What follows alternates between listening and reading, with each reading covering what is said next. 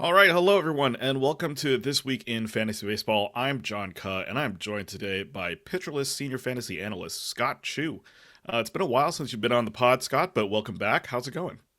Pretty good. It's been a while since I've been on any pod. My co-host Joe Galena has had a lot of health issues lately, so hopefully he's doing well. But yeah, it's kind of nice to get back on the mic and talk about something that took a fair bit to write and has a lot more writing to go.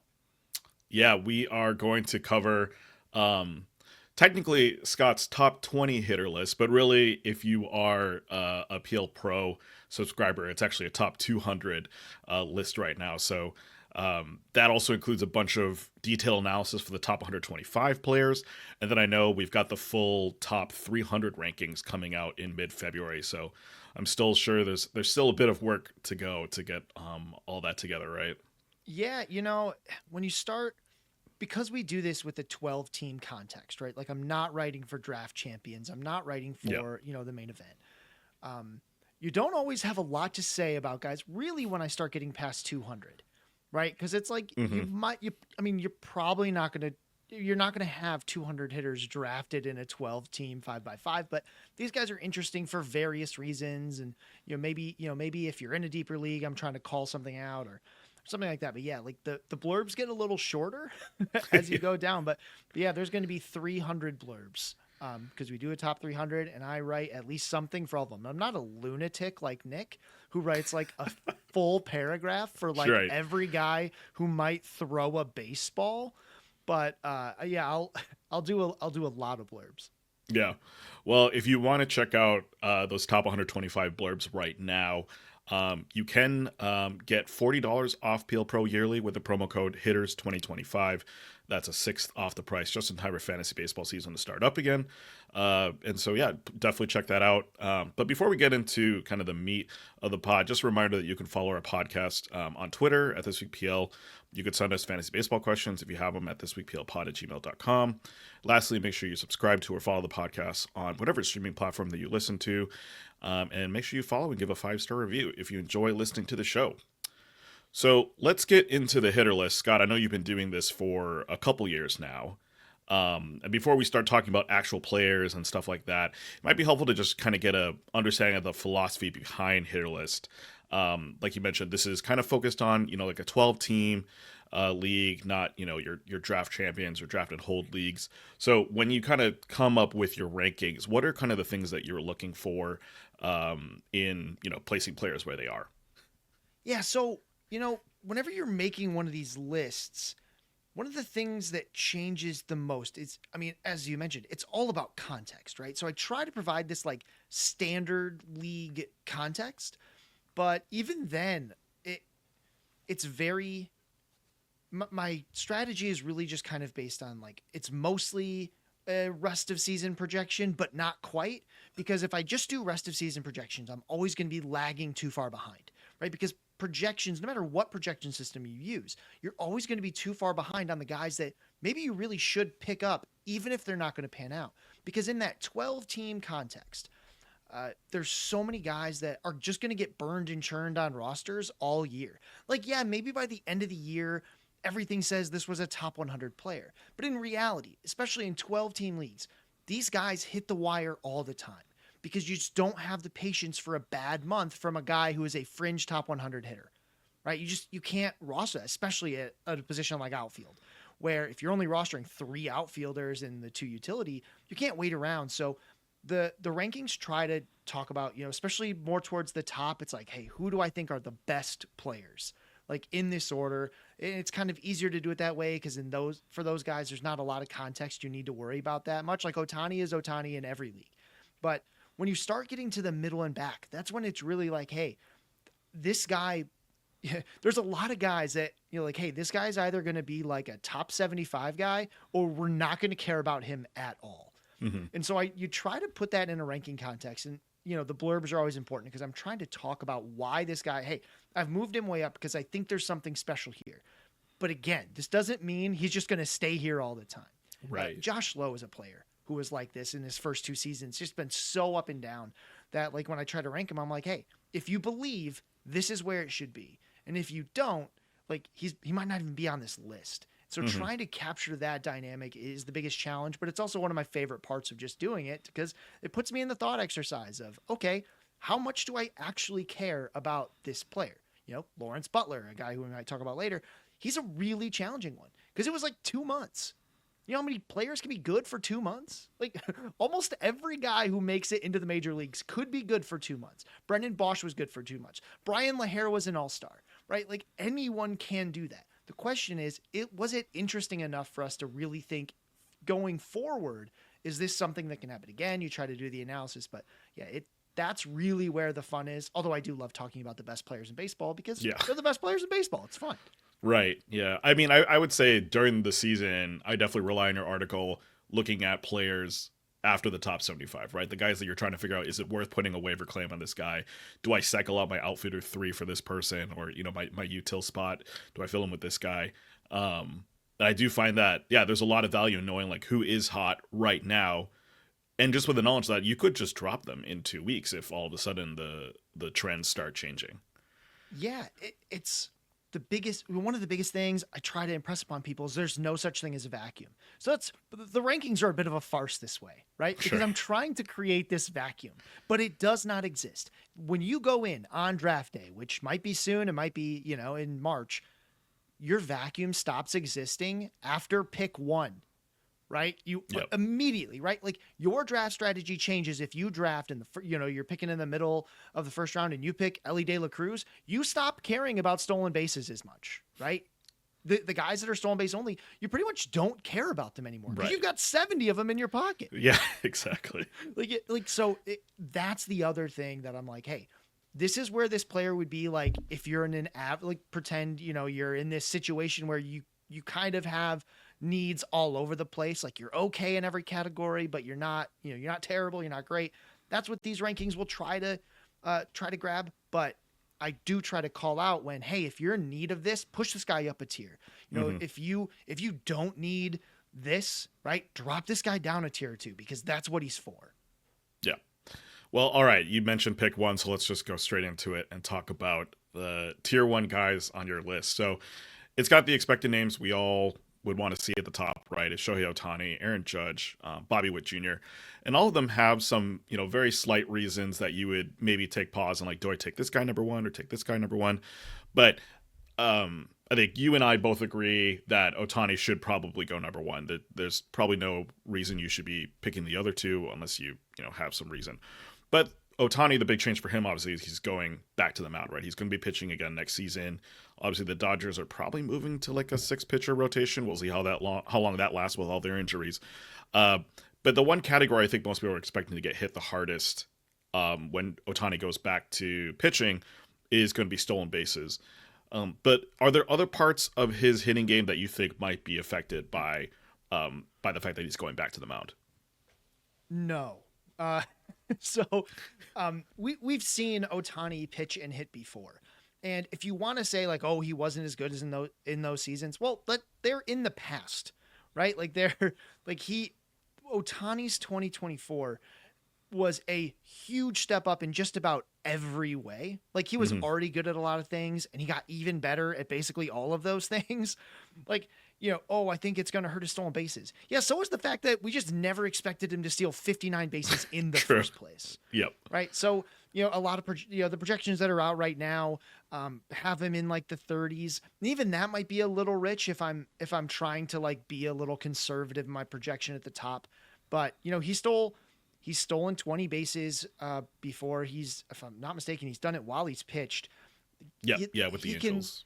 Yeah, so he can absolutely do that. And like the Angels, just to put out there, previously in his career, up until last season, the Angels were one of like the most conservative base stealing teams in the league every single year. Like they almost never had guys that would steal 20 bases at all, right? So the fact that they let Ohtani do it is a bit telling. And then of course the Dodgers just let him run wild. Mm-hmm. But even you have to remember, I mean, we talked about this a little bit last season, as a community, when you're like, oh, what if Acuna takes a step back? Now, of course, the step back that actually happened was a lot different than what we talked about in the preseason in a lot of ways. But it was still like, look, if you get 80% or, even 75% of what he did last season. 75% of what he did last season is a 40 home run, 40 stolen base player with over 100 RBI and 100 runs. Like, okay, cut 25% off the top of everything, and you still have a guy that if you told me that's what's happening, that's pick 1-1. Mm-hmm. Yeah, I think I was just looking at PLV projections. We've got him at 41 homers, 41 stolen bases. So exactly right there where the numbers you were mentioning. And I think you're comparing him to guys like Aaron Judge and Bobby Witt, who, I mean, Judge, obviously, he's going to hit homers, right? We know that's going to be the thing. He's going to have good averages and probably decent runs in RBI. And then Bobby is at, probably a 30-30 player. So he's probably not reaching what Shohei's doing of, potentially being a 40-40 guy. Or maybe, if we want to be really conservative, maybe like a 40-20 guy. I think there's definitely advantages for Shohei just in terms of like the full complete game compared to the other two guys. And even over Witt, he's probably still going to get more counting stats, even with pitching full time. Oh yeah, for sure. And again, when I tried to stack him up against the other guys, I was like, let me look at the 5 categories, right? And then I say, how many does someone have a clear advantage over the other, right? Judge keeps him probably the closest across the board until you get stolen bases, and then he just gets crushed. Yeah.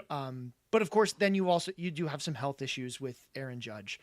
So you got to take that into account. And then with Bobby Witt, it's like, I'm not sure he'll be better at Ohtani at anything, but he'll be close at everything. Right. And so like I put him in the first tier because these are the first 3 guys going off your board in terms of hitters and probably just for anything.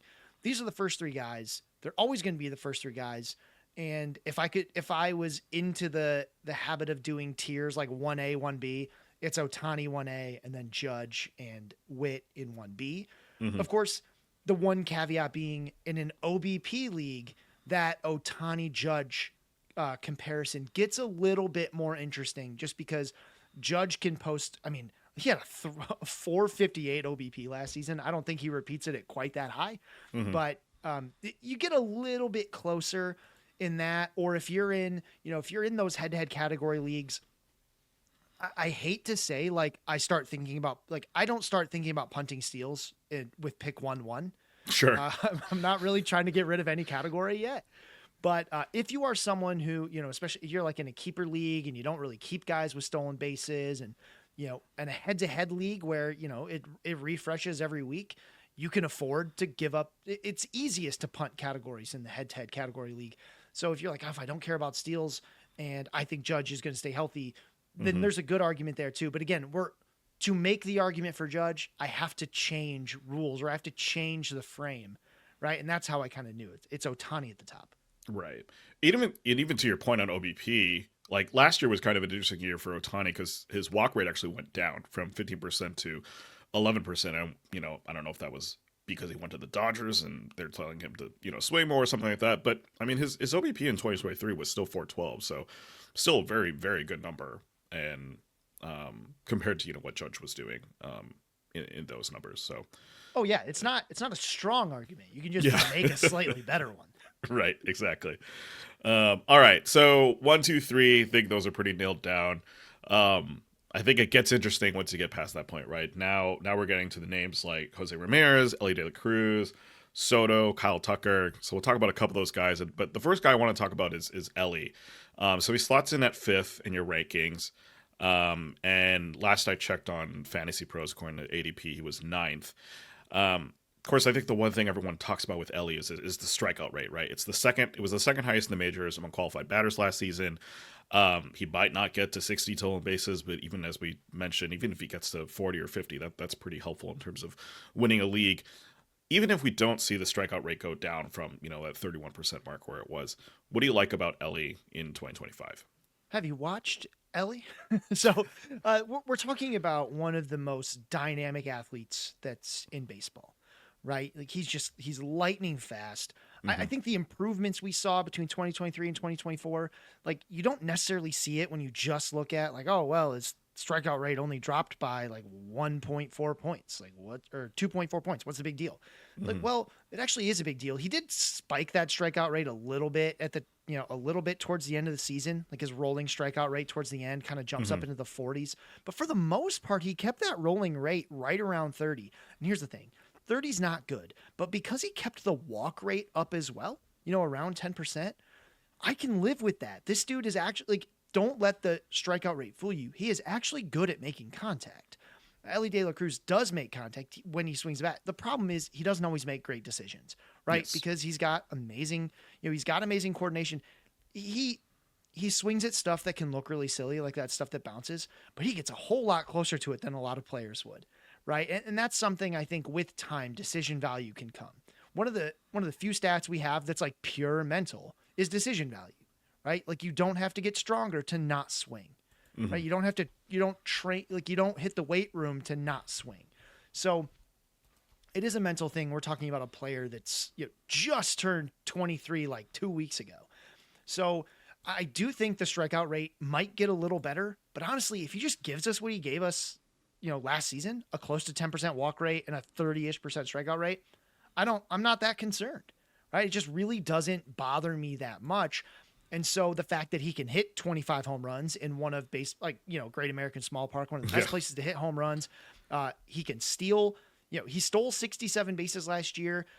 I mean, he certainly could steal more. I'm not sure if they will, but he could. He's got that kind of speed, hits the ball hard. I mean, just again, if your strikeout rate isn't a category in a league, right? In fantasy, strikeout rate impacts categories indirectly in a sense. Like it does probably cap his batting average, right? You can't strike out 30% of the time and hit 275. You're just not going to be able to do that. You're just not going to put enough balls in play to make that happen. But he hit 259 last year. He can beat out a lot of balls that are on the ground, a lot of stuff that would be outs otherwise. He turns singles into doubles. He does all those things. And so it's I get it. He's a little raw. But look at the results, right? Like with that rawness, this guy finished as a top 10 overall player last year. Right. Especially if you're using the Fangraphs auction calculator is a good one. He finished as a top 7 batter, a top 10 overall player, like at 22. Right. Like it's always been interesting to me that some of the first reactions are like, yeah, but the strikeout rate. I'm sorry. This is a barely 23-year-old who's a top 10 fantasy player right now. Right. Like I'm surprised. Like, if it wasn't for the fact that the top three are so strong, there are years in the past where Ellie De La Cruz would instantly move into the top 3 consideration. Yeah, and you mentioned decision value, and I want to talk about strike zone judgment too, which is 2 of our PLV stats. And it's interesting with these decision value, like you mentioned, it kind of spikes at the end of the season. It did trend downwards as the year went on. His strike zone judgment's kind of funny. It just looks like an EKG. It's like fluctuating between 10th percentile and MLB average. But that power there, like even like you mentioned, like he only got to 20 plus homers last season, but the power is real, right? Like the hard hit rate's real. The exit velocities are real. And even if you look at just the auction calculator from last year, right? He's buoyed a lot by that stolen base number, right? That's what gives him a lot of his value. But the power, like that could still definitely grow for him and become even more of a value for him. In terms of his Z scores, he was just barely above average among batters for home runs. But that number can still go up next season, even if the strikeout rate doesn't change. Like he just needs to transform some of those hits into homers, and all of a sudden you have a much better player because he's taking advantage of his strength and his power to lift the ball more than just hitting it to the ground a few more times. I really wonder if he played in a place like, Colorado's an easy example, Sure. or even like Detroit, that dude would have 30 triples. Oh, because totally. anything Yeah. you hit in the alley, he's going to it's interesting. Kyle's, I love the stats Kyle has. Kyle's power metric is kind of based on bases over expected. Mm-hmm. Right. And one thing Ellie does is he adds to that because he's fast. Yes. He does turn singles into doubles, right? Mm-hmm. Like anything that has to be gloved by an outfielder, you're kind of wondering, is he taking 2? He's that kind of fast. So, yeah. But again, I mean, I love Ellie. Look, if you have a beef, it's with it. It's maybe with his batting average. It's not great. Again, in a head-to-head category league, I never talk about punting a category right away, but I mentioned stolen bases earlier. Actually, batting average is one of the best categories to not put too much stock in because when you play Roto, you have that whole year to build a batting average. You get Yeah. you get a much more real batting average. But nobody's batting average like stabilizes in a week. It is absolutely fluky, random Oh, batting totally. averages. Yeah. You can win like a 259 batting average. Doesn't look like 259 every week. It looks like zeros and then it looks like 400s. And it does this over the course of the season. So you can probably still end up, on top or just fine in that head-to-head category league where, I do devalue batting average just a little bit when guys do everything else. Yeah. Yeah, that's a good point. All right, moving on to a kind of a two-part question. Juan Soto and Kyle Tucker are in at 6 and 7. Both those guys are going to be in new homes this upcoming season. Of course, Juan Soto is Juan Soto, right? Him moving to Citi Field should probably not change too much for him in 2025. Tucker is in a little bit more interesting spot because he's going from a team that had several stars around him in Houston, right? You got Jordan out there, and some, I guess, some other bright futures in Houston. But he's now going to the Cubs, where he's like kind of de facto the best player on that team. So expectations aside, did the change in team context improve the ceiling for either of these players? One thing, Kyle Tucker's ceiling was starting to go up last season because they stopped freaking batting this guy sixth. Oh, Kyle Tucker's one of yes. the best players in the league.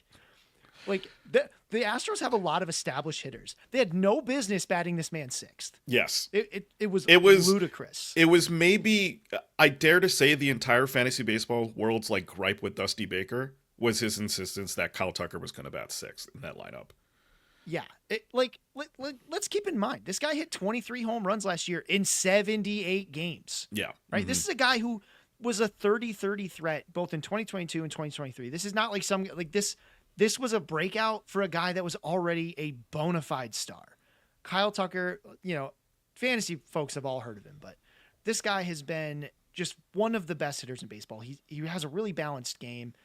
He looks, he came back in September a little bit and he looked great those last 18 games of his, as I mentioned in the article. There's Minute Maid Park is a pretty good place for hitters. It's best for righty pull guys. Like team and home stadium context is mostly for players with like certain extreme splits. So Isaac Paredes is extremely impacted by where he goes because he wants the very, very shortest left field wall you can get. And that's what happened. He went to Houston and he's getting the best one, right? Like that. It's perfect for him. A player like Kyle Tucker and really Juan Soto, they're sort of immune to these things. All that really changes is the potential RBI context, right? And the Astros actually, as a whole, players not named Kyle Tucker were really not that good last season for quite a while, right? Like Yordan Alvarez is always hitting, but they really struggled. There's a reason that the Astros were so far behind, and they end up catching up and all that stuff. But right. that did not happen early on in the season, and Tucker. Really, again, he's sort of immune to it because he's so good. He does so much of it himself, right? Like the guys hitting around him have nothing to do with the fact that he can hit 30 home runs and steal 30 bases. Right? Yeah. Like that's something I think he can hit 40 home runs. And, whether or not he steals 30 bases again, that's dependent on his manager. I think that number might come down just a little bit. Even if he only steals like 20, that's fine. I think the projections are all shorting him on home runs because, the most evidence they have is from 2021 to 2022. I think there's real 40 home run potential. I think what we saw last season was not a fluke. This is a guy who, again, Kyle Tucker's only 28. He turned 28 5 days ago. Like we're recording on the 22nd. He turned 28 5 days ago. This is a guy in the prime of his career. I have been and continue to be a massive Kyle Tucker fan. I think he's going to do just fine in Chicago. The lineup around him isn't great, but at least he's hitting second. So like having Ian Happ in front of him, Suzuki behind him, Michael Busch, especially when they're facing righties, Dansby Swanson, there's some depth there, right? It's not like he's batting sixth for the Cubs. That would be a problem, right? He's going to bat second. The guys around him are, Ian Happ is an underrated and, unspectacular, but very, very solid player in the leadoff spot. Seiya Suzuki behind him when he's healthy. He's a fantastic hitter. lot of things to like about Kyle Tucker. I'm not that worried about the team context, which honestly, had he stayed in Houston, it wasn't going to be that much better than what the Cubs have for him now anyway. Sure. Right. It's Yeah. going to be a little worse, but it's, I think he's fine. And of course, again, as you said, Juan Soto is Juan Soto. Maybe the home run numbers change just a little bit here and there, but not really. I mean, this is not a dude who hits wall scrapers. Like he doesn't, Right. he doesn't barely clear the fence. His skill set is his skill set. I mean, he's an elite player. The whole, Kyle built Process Plus. And when you go to our rolling charts, our hitter rolling charts, the first one that pops up is Juan Soto's Process Plus. And the reason for that is like basically one of the ways that Kyle knew that decision value was working and measured what we wanted to measure was that Juan Soto was the best of it, right? Like it showed that Juan Soto was really, really good and that Javier Baez was really, really bad. And that's like a really good way to sort of measure, like, is this stat, like that's what I expect to happen. I'm pretty sure. So if the stat's not doing that, I think something's wrong with it. And that's what it shows. And so it's like, okay, great.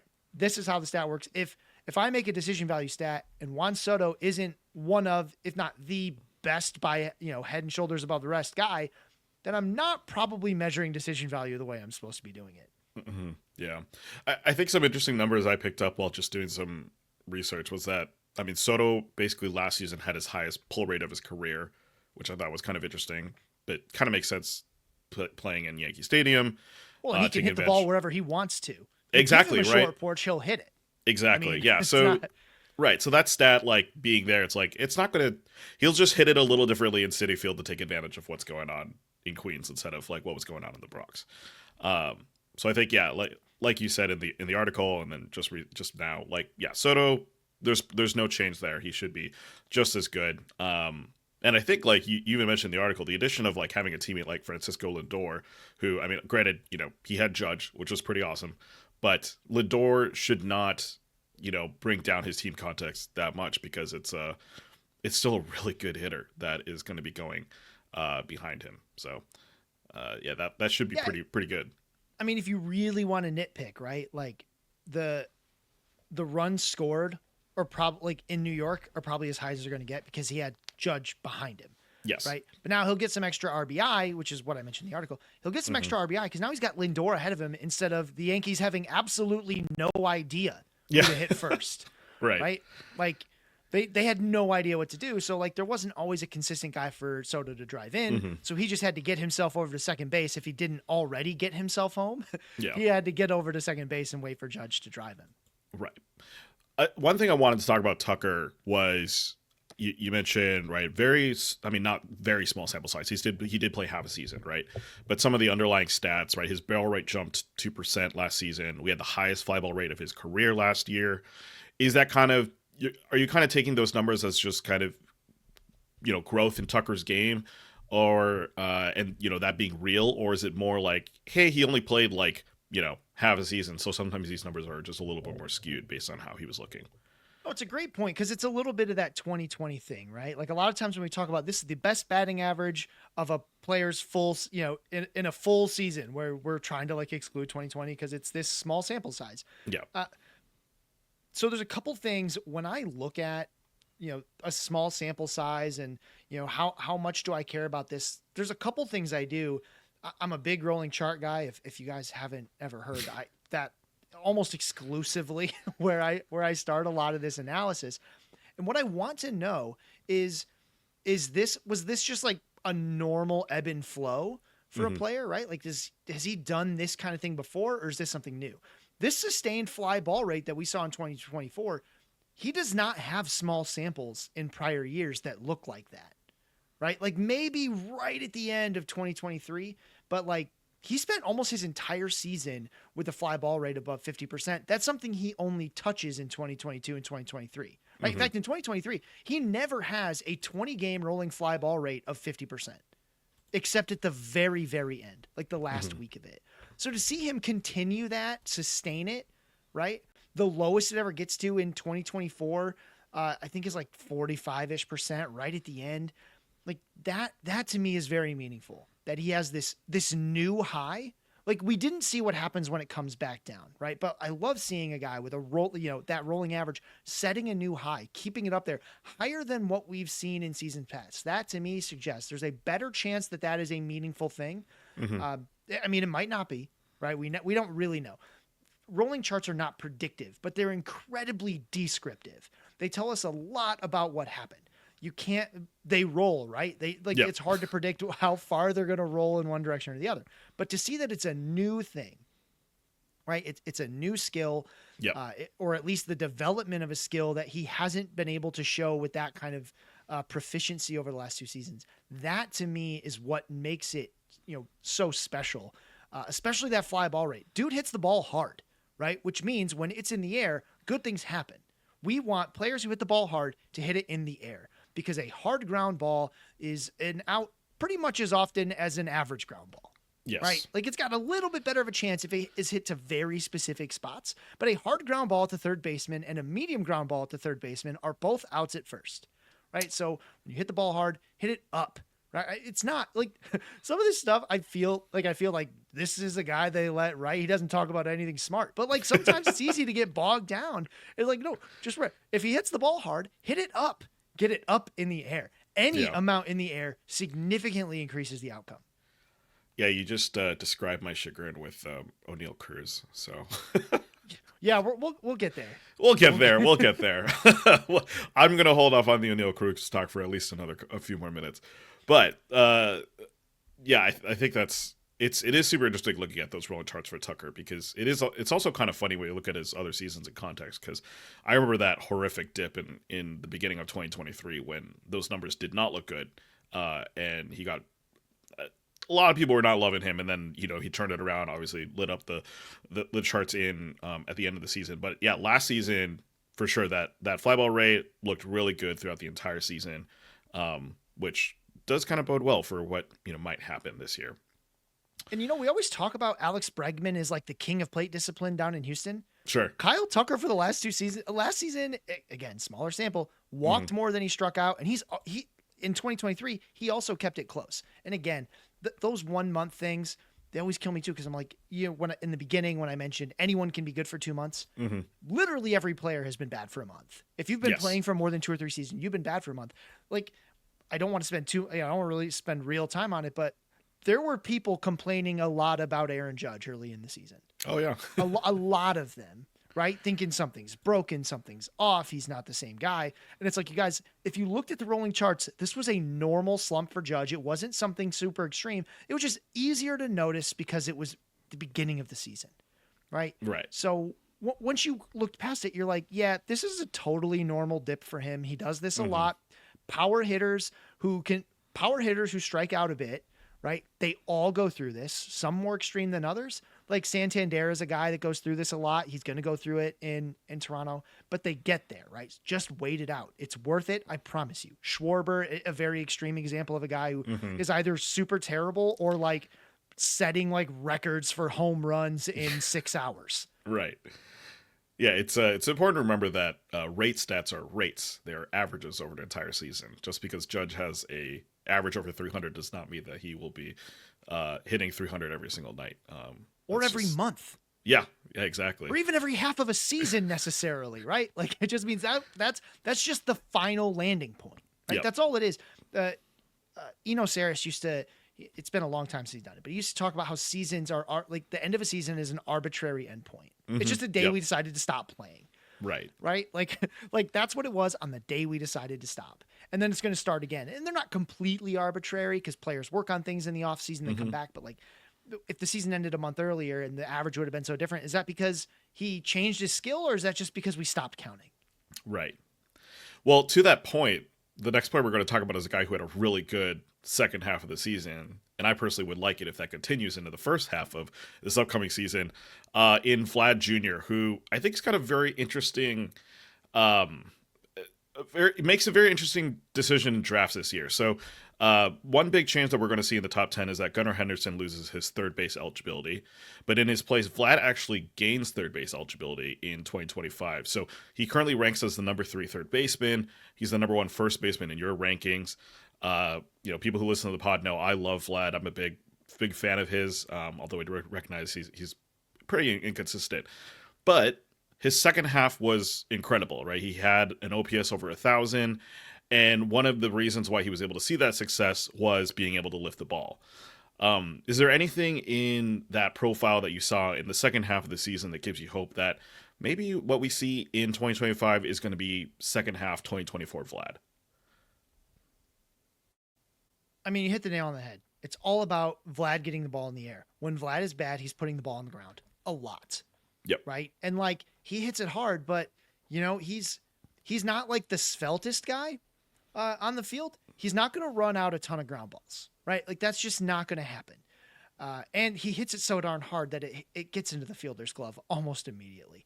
So when you're looking at, you know, Vlad, you're praying and praying and praying that he can do this fly ball thing. It is interesting to note. When I talked about Kyle Tucker, I talked about this is a new high. This is a new thing. Mm-hmm. This is not the case for Vlad Jr. He's had rolling fly ball rates this high. At other times, he had it at the end of last season. He's had some really good rolling fly ball rates in 2023 peak. The problem was where those basements fell, right? Mm-hmm. Like then he'd have these times where everything is on the ground, right? Like there was a time in the middle of last season where there's a rolling 20-game period where his fly ball rate per Fangraphs is 17.2%. That means everything else is line drives and ground balls. That's not what we want. So what I did like to see is, Vlad kept having this problem of when he went down, he went very, very far down before he made the adjustment to get the ball back in the air. The one difference we do see towards the end of 2024 is he stops that fall, right? In a reasonable place. It is not unreasonable for a 20-game set to have a fly ball rate of only about 30%, right? If he can like cap that basement, right? And just keep from falling all the way down to like these 20% rolling fly ball rates. If he can make that adjustment faster, that's all it is. It's making adjustments. And, coming out as a prospect and even just watching him, he's got a fantastic hit tool. He's a very smart baseball player. So I like to think that he can do this, like something, I don't know what's been getting in his head, right? Because he does rebound quickly and steeply, right? He doesn't like gradually bring that fly ball rate back up. It is a peak, man. Like it is, it looked, like you said, that's like an EKG. I used to call them heartbeat hitters, where they have these stats that just go up and then down and then up and then down. Yep. Franmil Reyes was like the original one that I ran into that, like, he just, it was so up and down. The one thing with Vlad, so I'm going to make a troubling comparison to another Blue Jay in terms of that rolling slug, right? It's hard to talk about. This is not a visual medium, so it's hard to just talk about the rolling slugs. Right. But with his rolling slug, it was, and if you go to the article, I do roll this out. It was on a very steady decline for 3 seasons from 2021 through 2023. It was on pretty much a straight shot down. His ceilings got lower and lower and lower, and his floors were just always bad, right? Like not bad, but like there's times where he's slugging, he's constantly barely above dipping 300. back. Yeah. And then there's a huge spike in 2024. Yes. Right? Like the best power we've seen from him, the best slugging at least that we've seen from him in the last 4 years. The problem is these spikes can be really difficult to kind of deal with. So a player who has a spike like this in his rolling chart is Alejandro, is Kirk, right? Yes. So with Alejandro Kirk, he's got this one giant spike and then goes back to being this dude we pretty much always thought he was, which is a slap hitting bowling ball catcher, right? Like Williams Astudillo 2.0, like that's what this guy is. Yes. So these spikes, they're not predictive.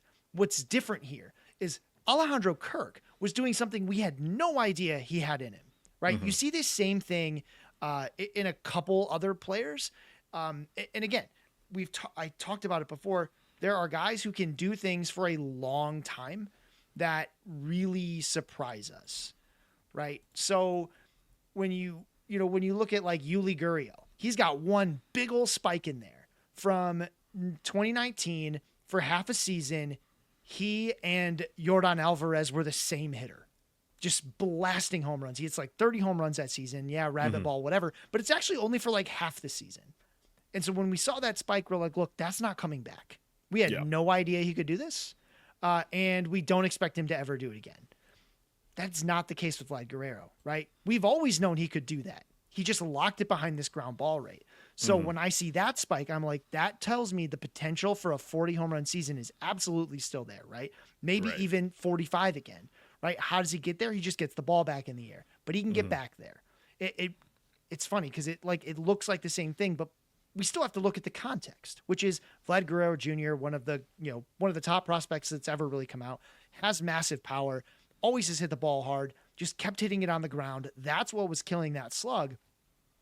He gets the ball back in the air, boom, the slug goes back up, right? If he can find a way to keep that consistent fly ball rate, I mean, just keep that fly ball rate anywhere around like 35 to 40% as an average, you're going to see a big difference. If you can get it to 40 or 45%, then we're talking about like, how high can I push Vladimir Guerrero up this list? That's what we're going to see. So, and that's all we get to, like, that's all we really have to watch for, right? The different, like, fly balls, it's not always just that you're going and, oh, I want a fly ball. It's a lot about timing. It's a lot about pitch recognition. It's a lot about pitch selection, decision value, all those things.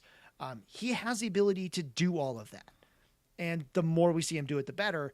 But again, Vlad, even though it's a spike, it's not going to be like the same kind of spikes I talk about for other players, because there's the spike that comes from nowhere and the spike that reminds us this guy still has the upside. And those are a lot more fun spikes to see. And that's what we see with Vlad Jr. Yeah. Yeah. And to your point on decision value, looking at Vlad's rolling chart from last season, he has like a really good start to the season. And then basically for, I don't know, mid-June to mid-July, he's at like the 10th percentile for decision value. And then as August rolls around, it spikes up again to being above league average, and kind of hovers, in probably like the 75th percentile range for the rest of the season. And yeah, basically just being able to recognize pitches and, do damage with them is really kind of crucial for him to, maybe get to that 40 home run or even 45 home run mark you're speaking of. I think the nice thing with Vlad, though, just power aside, like he's probably going to get to 30 homers next season, even if nothing too much functionally changes with his fly ball rate. The nice thing is that, like you mentioned, he's a very smart hitter, right? His K rate is really, really decent. He was fifth in K rate in the second half of the season, so just really good numbers there.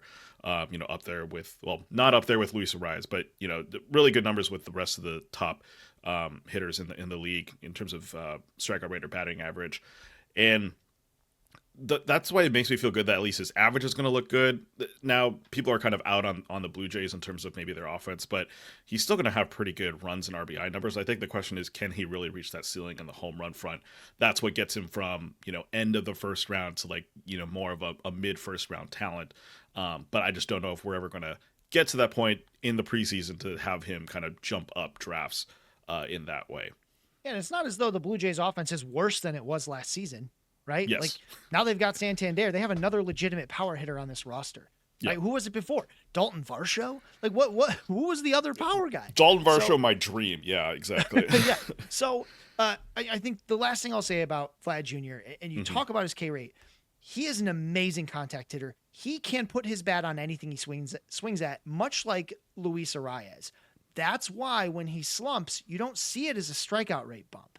You see it as a ground ball bump because he still hits it, but he's hitting stuff he shouldn't be going after, right? That decision value dips. So he's, swinging at stuff that's maybe below the zone or, maybe it's just not in a good place for him to hit. So he's rolling it over, right? That's what he looks like when he's slumping. Not the, the classic slump of like an Ellie De La Cruz. When he's slumping, he's just whiffing at everything because he's swinging at stuff that couldn't possibly be touched with a bat, right? Whereas Vlad Jr. will hit it, right? He's his dad's son, right? He will hit that ball. It just might not go anywhere good because he's picked a pitch that's almost impossible to do damage with. Right. Yeah. All right. We're going to move to a strategy question, move away from players for a second. But looking at the top 20 list, the one thing that stands out is there's only one second baseman listed in the top 20. It's a guy who doesn't even play that position regularly in Mookie Betts. I believe he's probably still going to be the starting shortstop for the Dodgers this year. How would you recommend managers go after the position in drafts? Do you think it's worth it to target a second baseman early, like Ketel Marte? I mean, maybe even go after or Mookie, or do you want to load up on other positions first before addressing second base?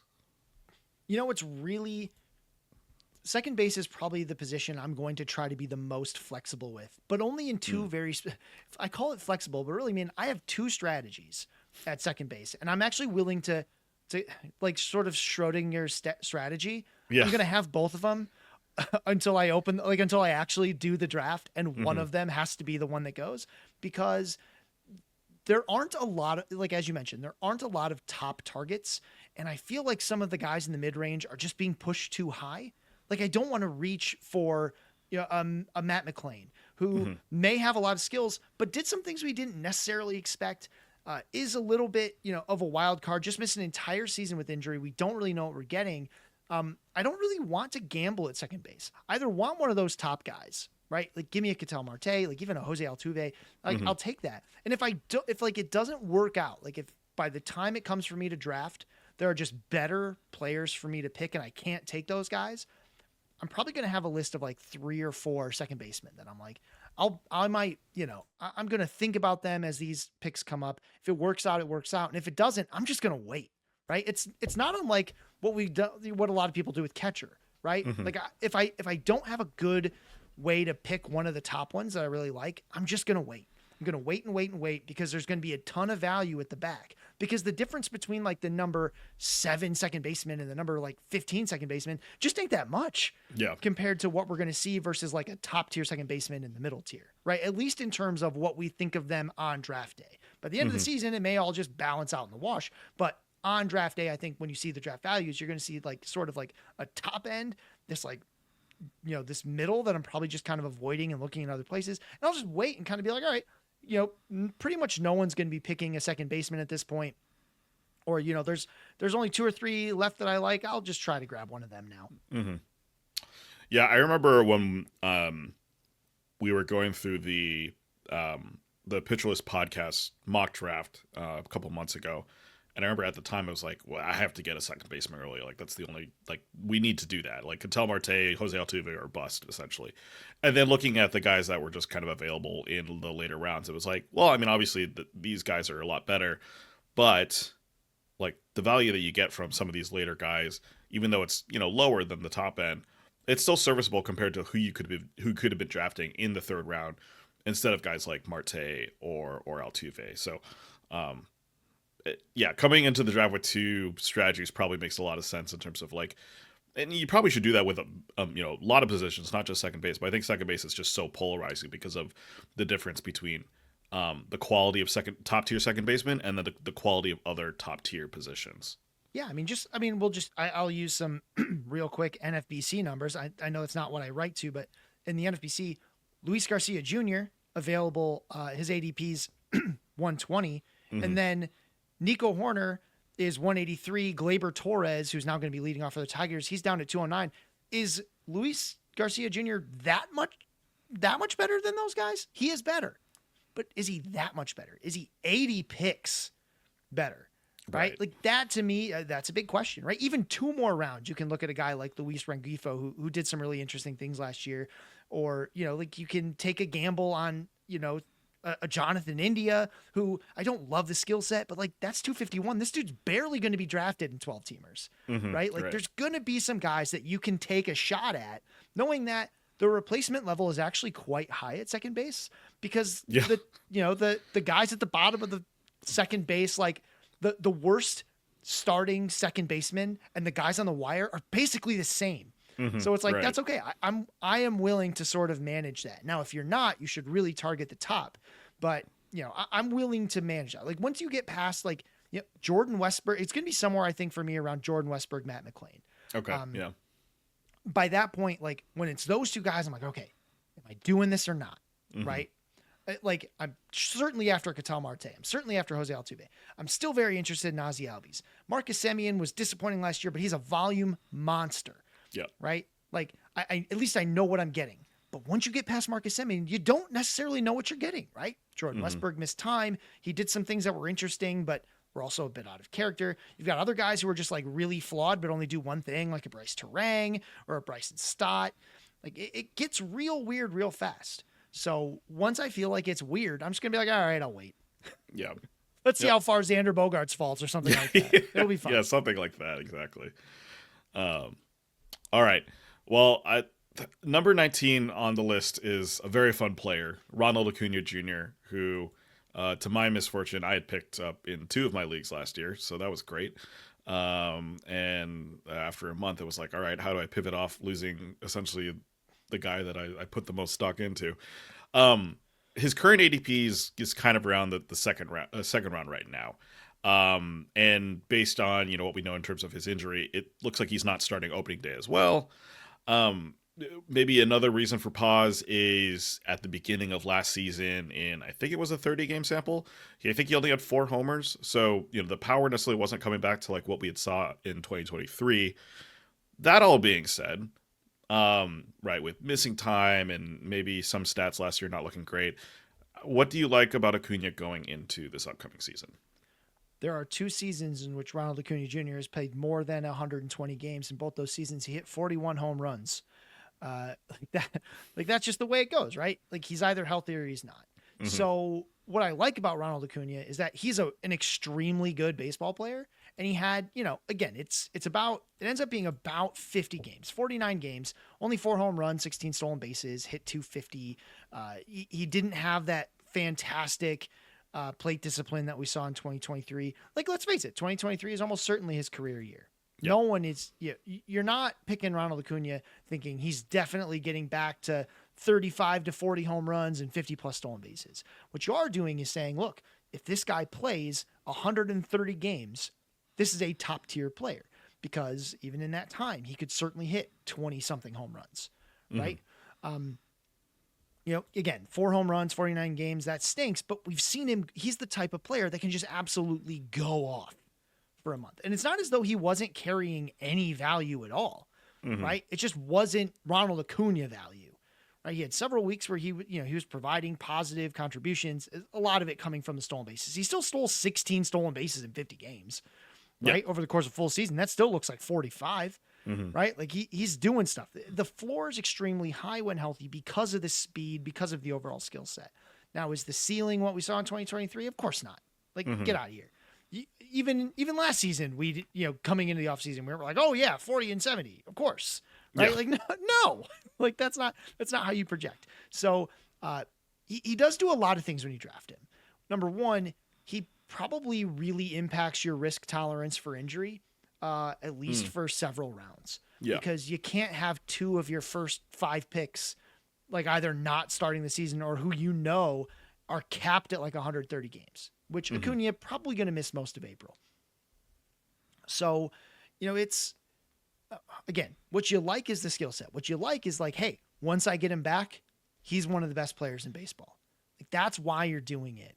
Yeah, and if you're not, it's because, you might be risk averse. You might already be planning on some other injury risk guys. Again, you look at keeper leagues and things like that. You may already be holding too much injury risk. Like if you started the league, you picked 1.2 and you got Aaron Judge, Ronald Acuna might not be the pick for you. Right. Because that's a lot of injury risk to put into your first 2 picks, right? That's tough, right? Now, could it blow up and be absolutely amazing and you dominate your league? Sure. Right. Man, that's a lot of injury risk to take on immediately starting your draft. Or like you picked, somehow you're looking, you already had Yordan Alvarez and now you're looking at Acuna. It's like, okay, that is a lot of injury risk to carry immediately. Right. But if you started with a guy who's much more stable, right? Someone who just, doesn't seem to miss time, like a Juan Soto, right? And then Acuna's coming back. It's a very interesting play. Right? You can address the one thing Soto doesn't really do that much, which is steal, right? You've got a great floor already. That's really, I think, what those conversations are going to look like. I think it's less about, is Ronald Acuna good, right? Of course he is. It's how much risk am I willing to put in to chase that upside? Right. Yeah. Basically, don't be like me and pick up Acuna and Mike Trout in the same draft, because that one hurt. I still finished second in the league, but that was a very dicey season. Um, I mean, going back to projections though, yeah, we've got him. PLV has him at 132 games play, which kind of aligns with missing most of April. 20 homers, 28 steals. In a 5-month context, that's still pretty solid. Right? You yeah, and extrapolate those out. I think that's really conservative on the stolen base side. Sure. Yeah. I know he's coming off a knee injury. I don't think that's really what's baking it into the projection. Mm-hmm. But I mean, what's really hard to project about him is he just doesn't play that much, right? Like again, 2 seasons. He's been in the league for a long time. Actually, 2018, he makes his debut, plays 111 games. Ronald Acuna Jr. He has 2 full seasons in that time. His age 21 and his age 25. And everything else is 120 games or less. And in many cases, it's many, many less. The dude didn't even play all of 2020, right? He only played 46 of the 60 games, right? This is a guy who has struggled with injury. No doubt about it. If it wasn't for the injury risk, though, he'd be mid-first round, right? Period. Like, that's the kind of talent we're talking about, right? Like, if you had to say, like, skill-wise, him or Ellie De La Cruz, what is Ellie De La Cruz better at? He's a bit faster, I get. I don't even know if he's faster. He's faster than Acuna coming off a knee surgery. But he's not like necessarily just faster, right? So if we like Ellie De La Cruz up at 5 and we think Ronald Acuna Jr. has the same talent level, whether or not he unlocks it is a different story, right? But does he have it? Of course he does. I think you'd be hard-pressed to find someone who doesn't think Ronald Acuna Jr. has a similar ability level as Ellie De La Cruz, right? The only difference is Ellie De La Cruz has played. Right, he's been playing, and Ronald Acuna Jr. has not. Right. One stat I want to dive into, and I don't really know if it really makes that much of a difference for Acuna. I mean, maybe it does, because obviously it means better averages. But his strikeout rate in 2023 was at 11%. Pretty much every other season beyond that, it's been in the mid-20s. And we saw kind of a commensurable change there, right? We had a 337 average in 2023. Every other season, it's been mid 200s, maybe kind of high 200s in a couple of years. In terms of batting average, which we already kind of talked about with some other players, it isn't necessarily the most important thing to be looking at because it is an average. Like, how do we like Acuna's hit tool coming into this season in terms of like making contact and things like that?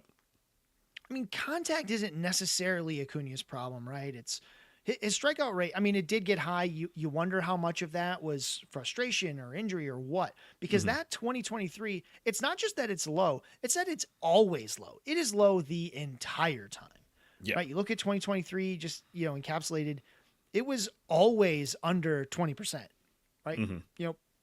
Even in like a 15 game sample, it was always low.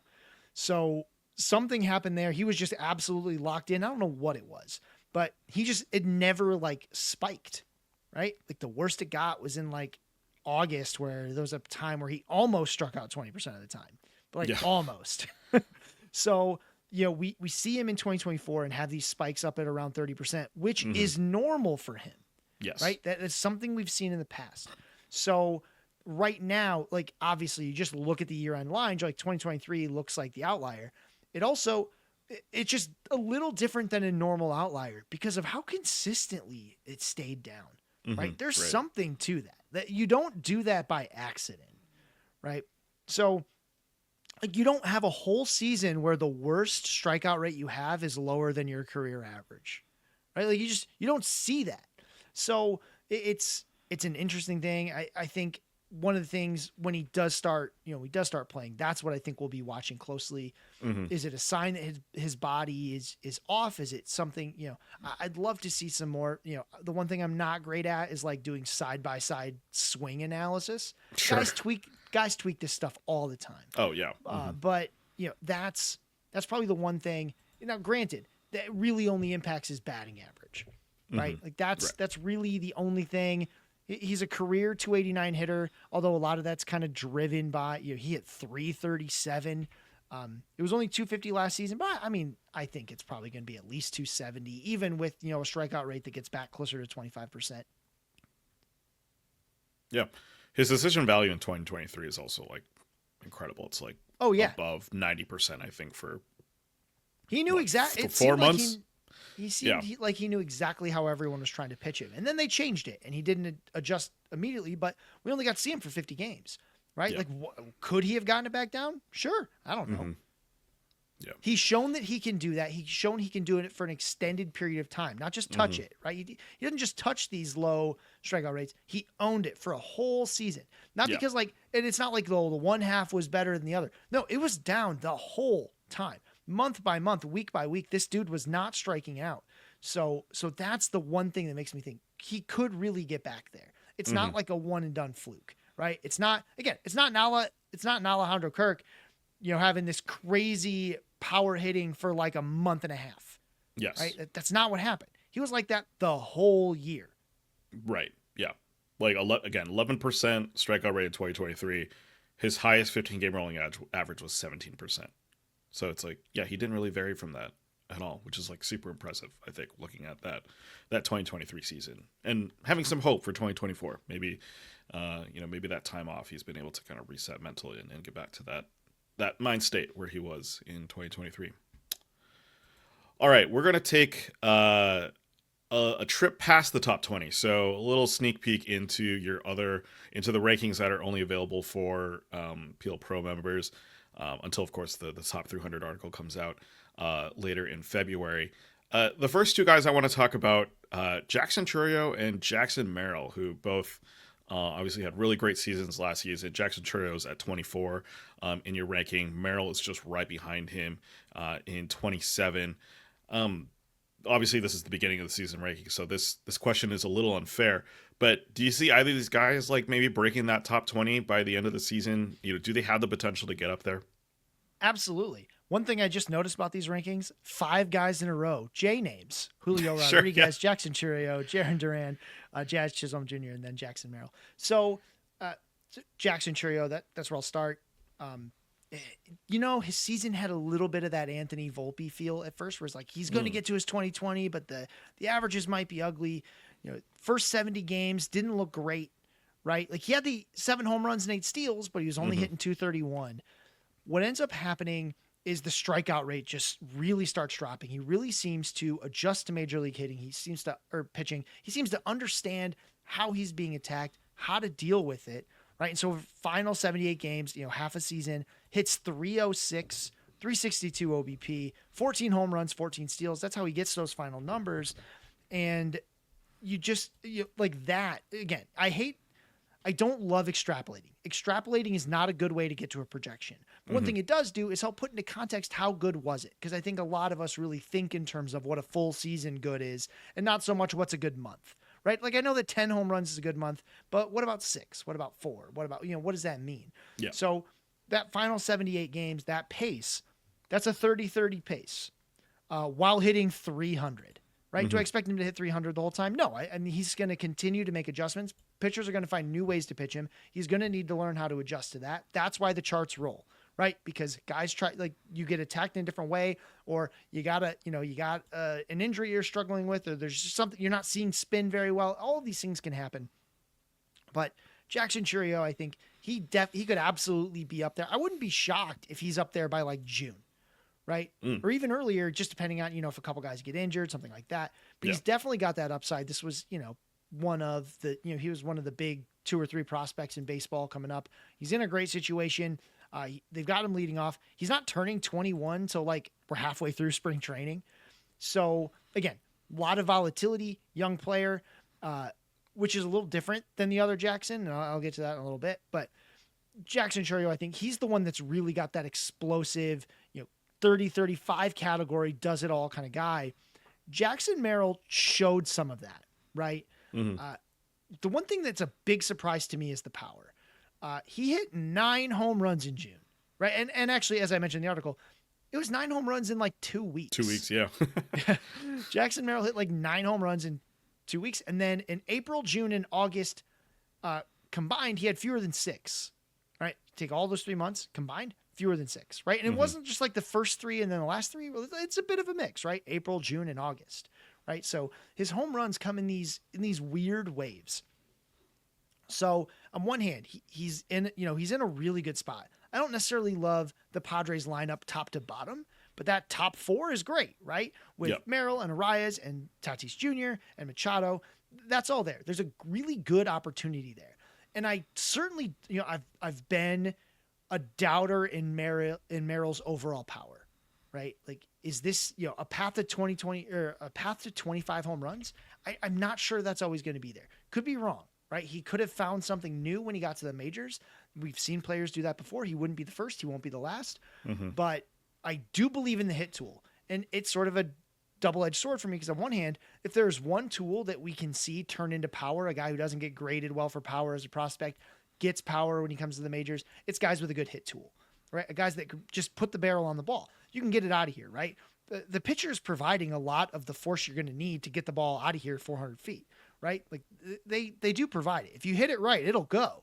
Yeah. But with Merrill, I do think he can steal some bases. I do think he's got a really strong hit tool. It makes his floor really, really good, right? It's actually probably a higher floor than Jackson Churio, but I just don't think the ceiling is there. I don't see Jackson Merrill ever being a 30-30 guy, right? That doesn't really seem like something he's going to be able to do. Certainly not with any kind of consistency. He might touch it once.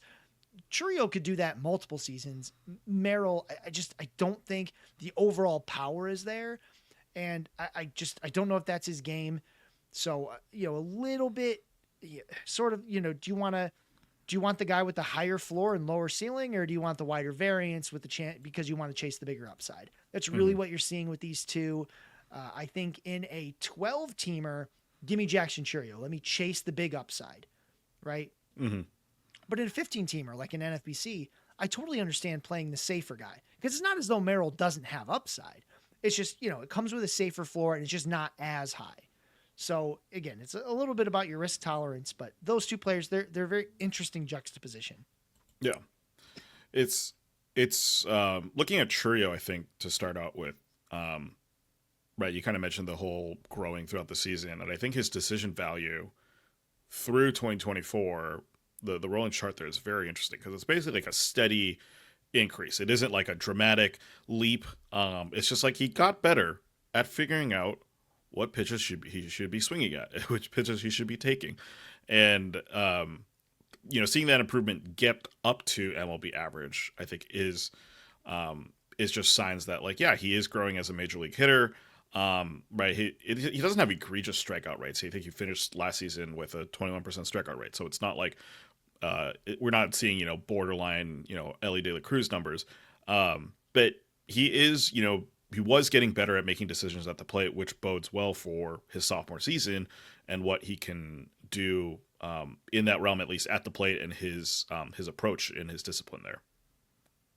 Yeah, actually, so Churio is one of the guys I really was getting excited about in the middle of the season, and it's one of those places that some of our pitcher list rolling charts can really help you out, because if you looked at our Process Plus, which originally gets released about in July of last year, right towards the end of July. One of the first guys I looked at is Jackson Churio, and we really saw that spiking. Now the results weren't happening quite yet, but all the pieces were there, right? The decisions are getting better. It's not turning into like gaudy stats yet, but that stuff's happening. Those are players I really like to buy in on. It doesn't always work, of course, but it certainly did for him.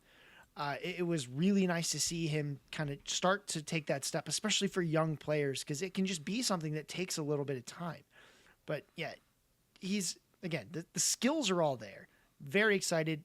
The fact that he ends his season with a 21% strikeout rate is fantastic, considering what some of our concerns were originally for Churio. I think there's just a lot to love there. I'm a big Churio fan. Yeah, and then if you look at Merrill in his PLV stats, it's actually really interesting because his Process Plus is incredible. He finishes the season rolling 400 pitches at 140, which is insane. And his strike zone judgment is incredible as well. It basically is consistently above MLB level for probably the majority of the season. Basically after June, the guy looks great in terms of his approach at the plate and what he's deciding to do. It should be swinging, should be taking. So I do think that kind of feeds into what you're talking about in terms of the ceiling and the floor, is that Merrill is a really solid hitter. He knows what to do with the ball at the plate. But Churio, if it continues to keep growing to, he doesn't have to be at Merrill level in terms of his plate discipline, but if he continues to get better, right, you're only going to see those stats go up. Whereas it kind of feels like Merrill, in some respects, is at what he is going to be. There isn't maybe as much growth as we would expect to see compared to what the growth we could see from Churio. Yeah, it's really interesting because when you see like Merrill's numbers, you think like, oh, this is a really good decision maker. Mm-hmm. It's actually not the case. It's actually a below average decision maker on the whole. And he just is, but that's okay because he has a fantastic hit tool because he can make contact with a lot of things, Yep. right? Like one of the worst players for decision value is Luis Arias. Yes. Which you're like, but he never strikes out. Never walks. That's because he swings at stuff that nobody else should swing at. Unless you're Luis Arias, right? He can take a ball, neck high and turn it into a single, right? Because that's just what he's trying to do. So that's really the interesting part of what I'm seeing from Merrill. It's like, it kind of seems like he is trying to do more, right? He sometimes he's just trying to put the ball in play, a very Luis Arias sort of approach. And other times it seems like he's really trying to drive it. I'm kind of interested to see how that plays out over a longer period of time. Because again, we've only got one season. Even a full season is not that big of a sample size for some of this stuff, especially because he's growing the whole time, right? So it's very interesting. Neither Chourio nor Merrill were fantastic decision makers last year, but they are both able to limit strikeouts because they're just really good at putting the bat on the ball. That's how they're keeping that strikeout rate down. I mean, same thing we talked about with like Vlad Guerrero Jr. When you've got a great hit tool, it doesn't matter if you make good decisions. You'll put the ball in play. The question is, how well will you put it in play? Right. So that's really going to be the thing we're looking at. All right, time for basically my pet question of the entire interview. We are going to talk about O'Neal Cruz, who I've been basically wish casting for 4 seasons to be good. Looking at O'Neal, I think it's always frustrating for me because I look at his advanced metrics and they're very similar to Ellie.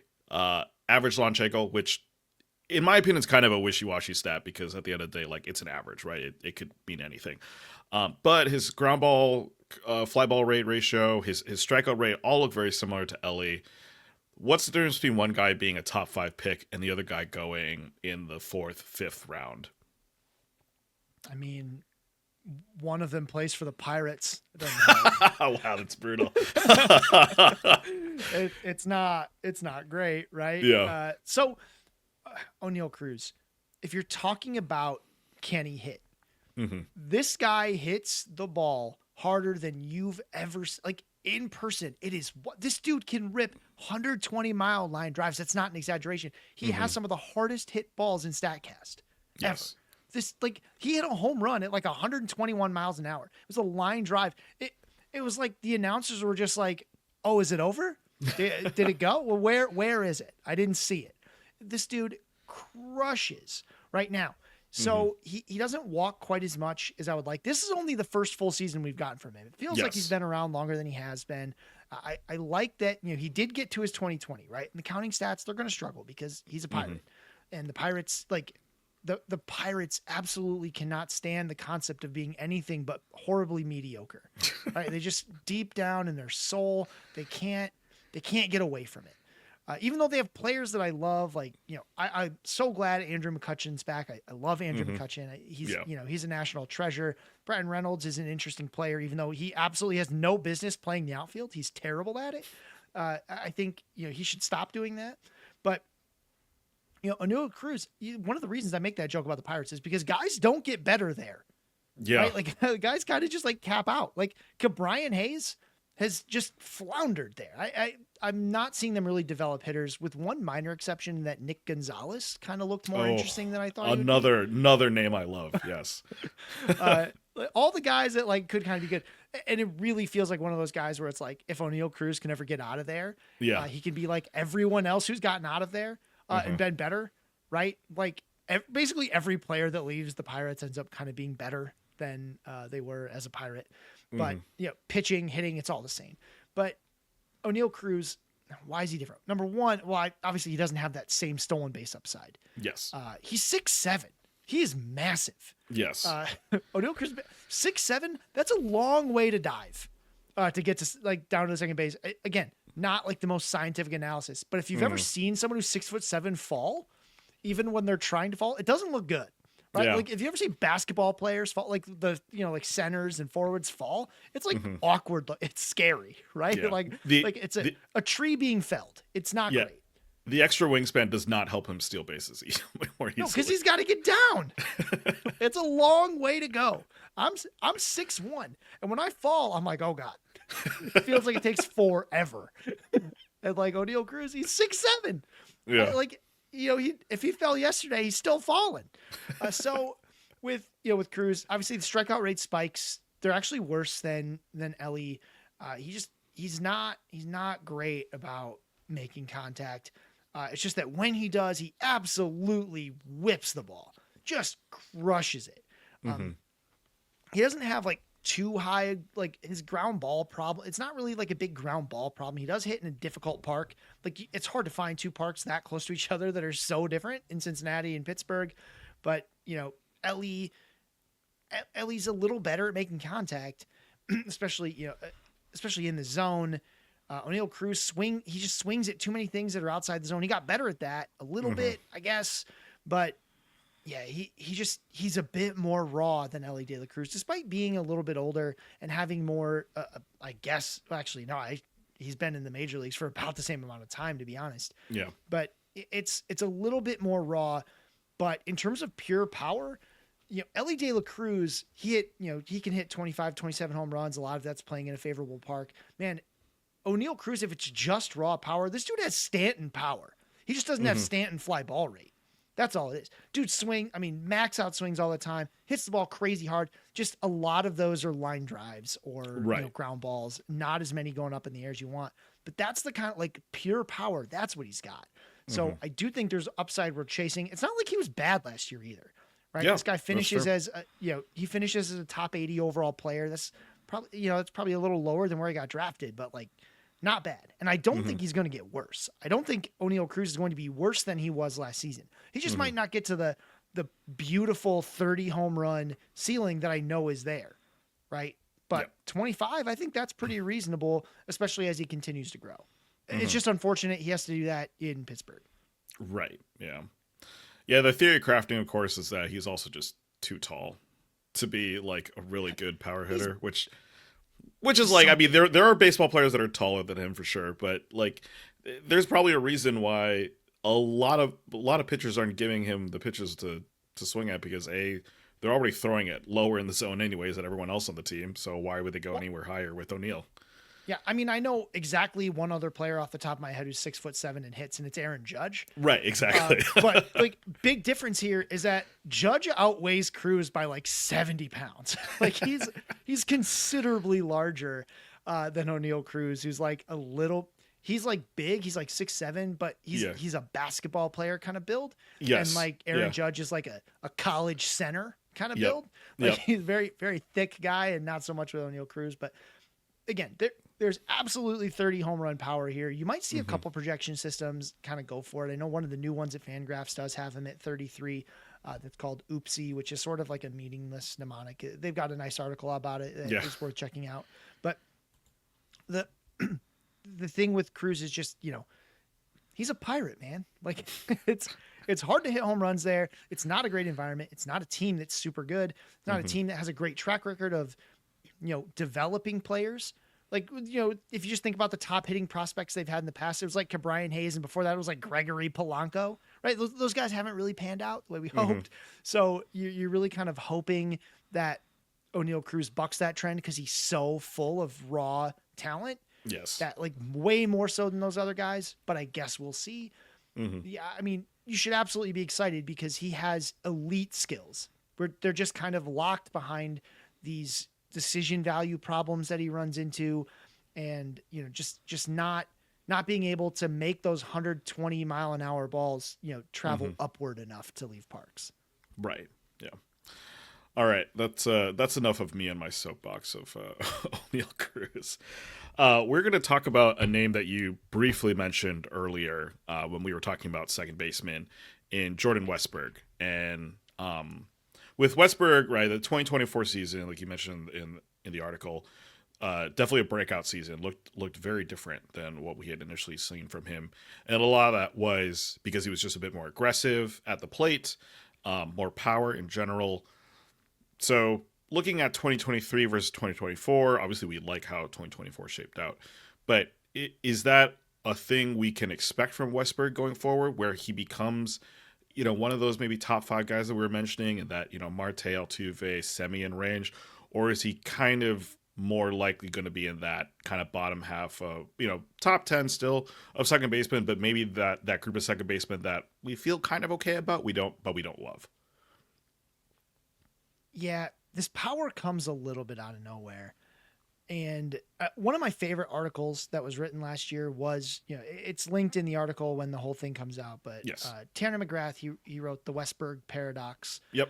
And it really talks about how this happened, because I think, I remember when I was originally talking to people, I do a Reddit AMA during the season every Friday. A lot of people are like, well, I'm sure he's choking up or something like that. Turns out that's not at all what's happening. The dude's whiff rates and strikeout rates are not as connected as intuitively you think they would be. And also, like, the reason he's not striking out is because he's putting the ball in play on like pitch 2, like every time. Yes. Like Westberg is really aggressive early on. So the question isn't whether he's going to keep doing that. He is. Westberg is going to be aggressive early in the count. The question is, are pitchers going to find a way to make that no longer be successful? Right? While what we saw from Westberg was really good, we didn't see a ton of it. Right? He does get hurt. And he looked pretty good on his way back. And other players have made this work, right? There's other players that, Corey Seager's a big one. Rafael Devers is a guy. They're just guys who can keep their strikeout rates down despite higher whiff rates because they're just so aggressive in the count, right? Like early in the count, they're just putting the ball in play. So yeah, I'm whiffing a lot, 50% whiff rate because I'm only seeing 3 pitches and I'm putting one in play right away. So I think those are the things I'm going to be watching for. But really, the risk is that pitchers just don't give him so much to hit early in the count. Make him wait it out. Get him out of his comfort zone, right? Stop. I'm surprised he's even getting strikes on pitch 1 ever because he's swinging. Like, this dude is going to swing. I wouldn't put it anywhere near the heart of the plate. I mean, you never want to do that anyway, but especially on pitch 1, I'm keeping everything just away from him.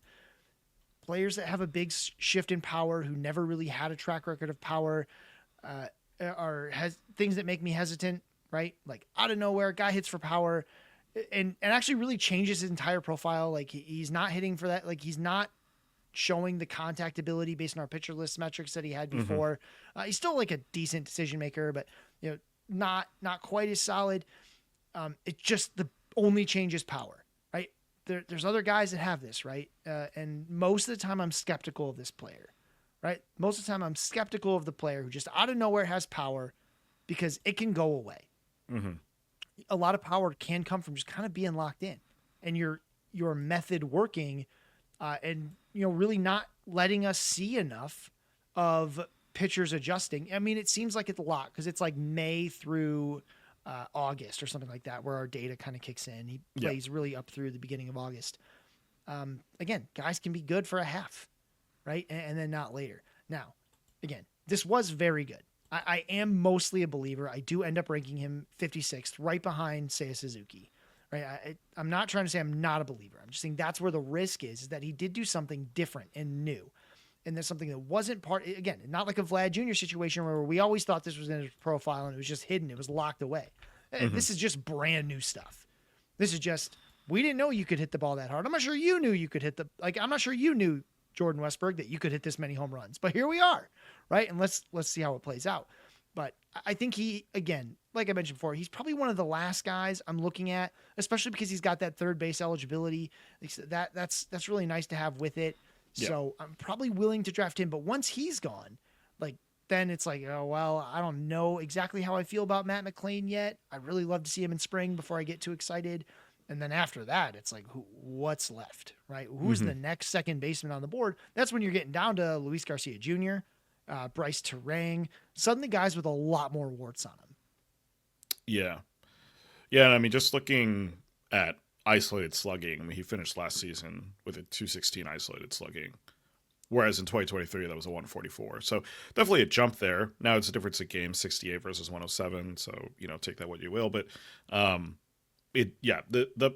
The change from 2023 to 2024 was so dramatic in terms of his power that it is easy to be like, well, how believable is that? And especially from a guy who also didn't really hit that many homers in the minors as well. So seeing those numbers in the majors is encouraging for sure, but also it's kind of leaves a little bit of a question of what's really going on there. Behind all the stats, what's really working in his brain, and how is he developing that power?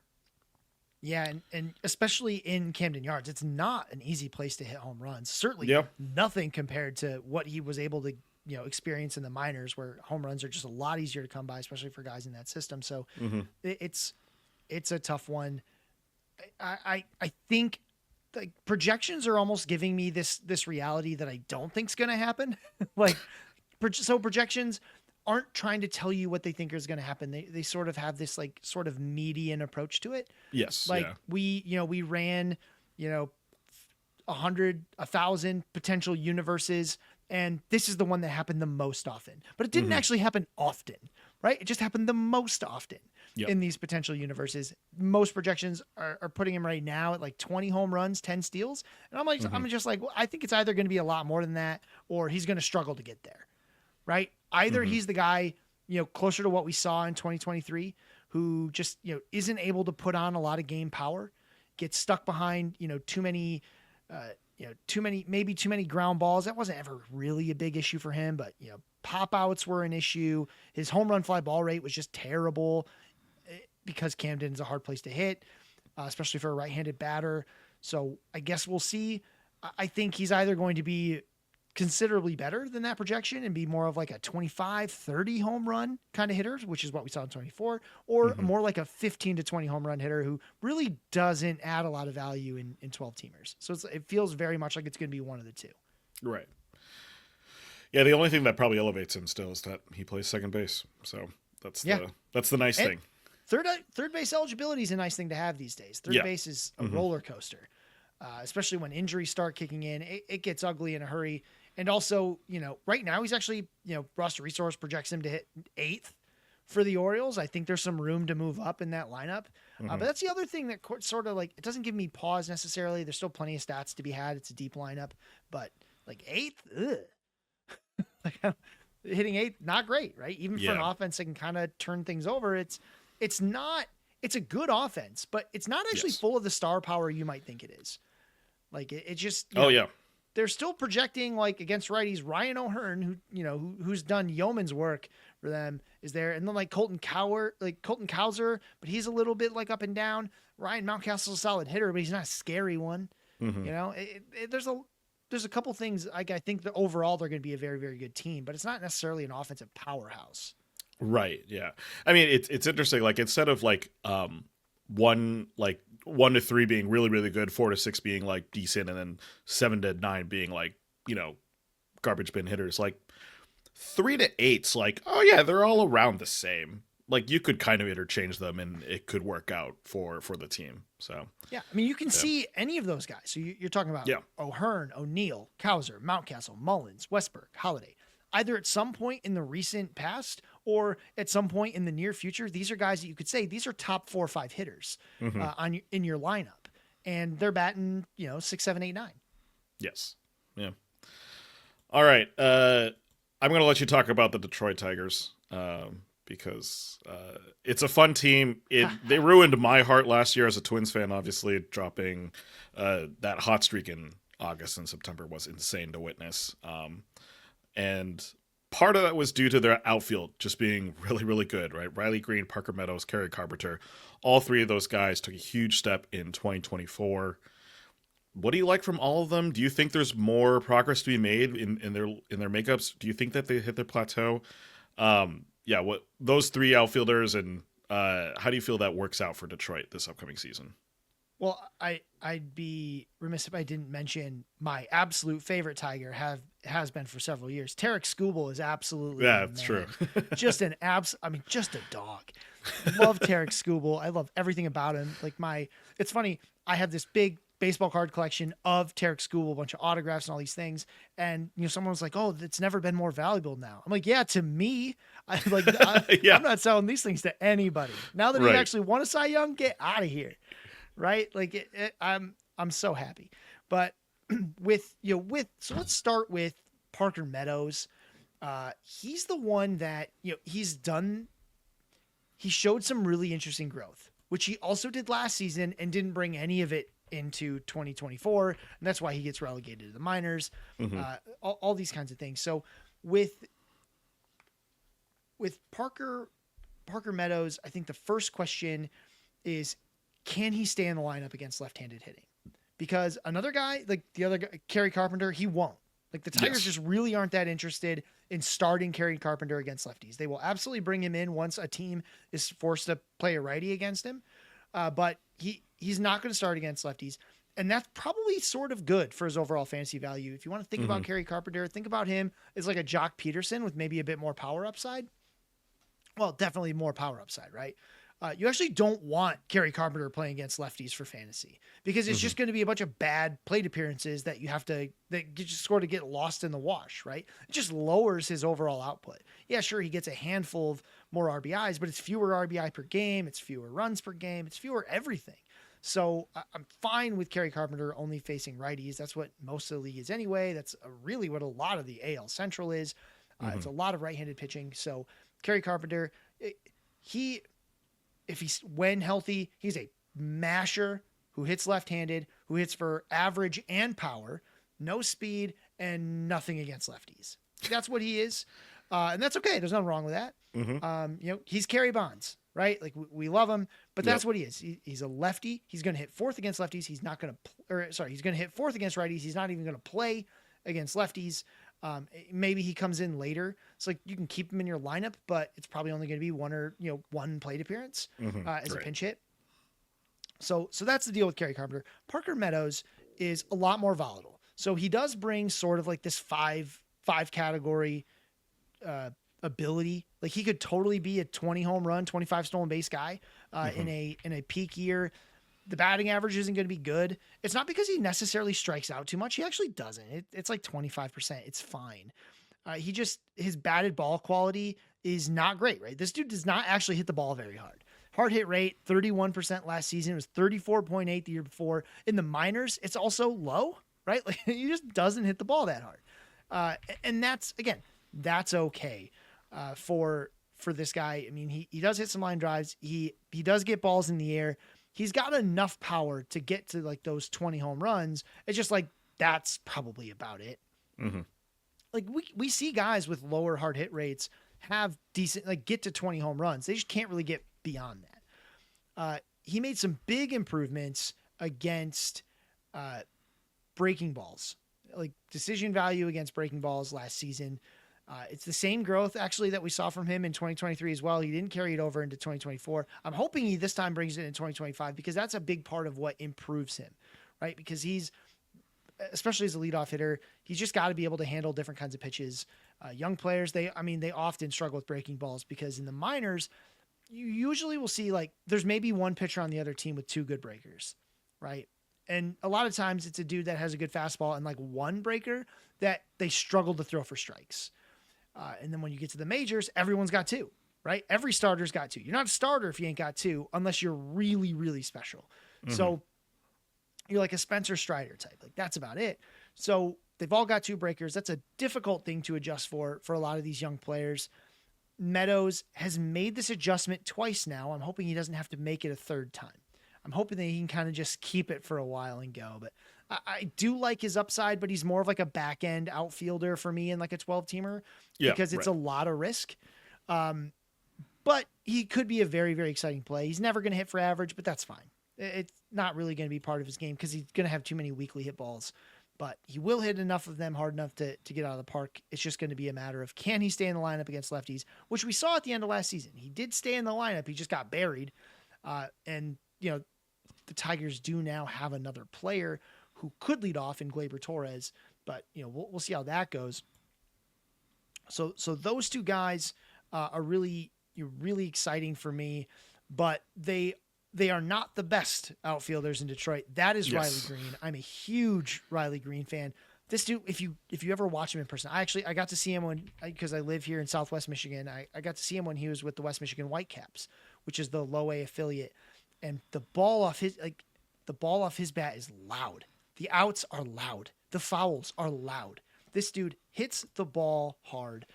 He had a bit of like a ground ball problem, particularly like in the minor leagues. He just couldn't get the ball in the air enough to really show like what kind of power potential he has.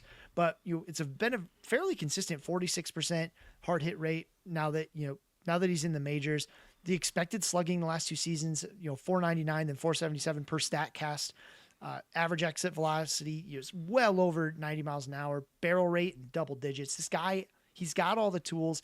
I talked about it a lot last year. I thought that the home run projectors had him too low. They all had him in like 18, 19, like some crap. 24 home runs is absolutely what he can do. I think they're underestimating again. They're saying like, oh, 22, 23. No, this guy has legit 25, maybe in a peak year, 30 home run power. He hits the ball certainly hard enough. Yes, Tiger Stadium or Comerica Park can be a tough place to hit a bunch of home runs. It's big, but there's actually a nice trade-off there. Comerica Park is one of the best batter's eye in baseball. So guys get a really good look. I loved seeing that double-digit walk rate last season. And the other thing that you have in Detroit are these huge power alleys. So if you're probably not going to hit one out to the gaps, but you are going to get 2 or 3 bases. Nick Castellanos used to lead the AL in triples. Have you seen him run? Like he used to lead the American League in triples as a Tiger, like that, because he'd hit it in the gap all the time. Right. So, I really like, Riley Green had 6 of them last year. I really like what he brings to the table. I think the more we can see him be healthy, he's still, last season was the first time he got to 100 games. He's now played, 93, then 99, then 137. Really the 2024, that's not the peak. The 24 home runs, all that's not the peak. That's what this guy is, right? Don't let the, 11 home runs in 99 games, 5 home runs in 93 games. Don't let that fool you. That's the adjustment period. What you saw last season, that's the real deal. Riley Green, I hope the projections keep underselling him so that I can actually draft him everywhere I want to draft him. I was all in last year. I'm all in this year. Love Riley Green, what he brings to the table. He's 24 years old. This is a special player. This is a guy who, and also I need something to hang my hat on because, Spencer Torkelson's not going to start the year in the majors probably. Right. I think there's still a lot of talent there. It's just stuck.